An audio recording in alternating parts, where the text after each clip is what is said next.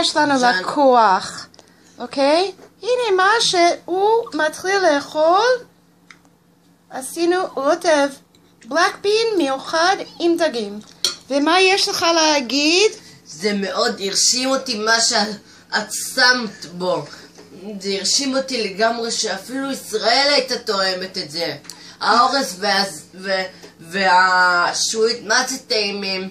איך הרוטב? את ניצחת במאסטר שף 3.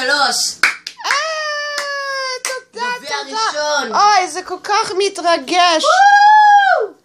ומה יש לאדון השני להגיד? הוא כבר נעלם הדג.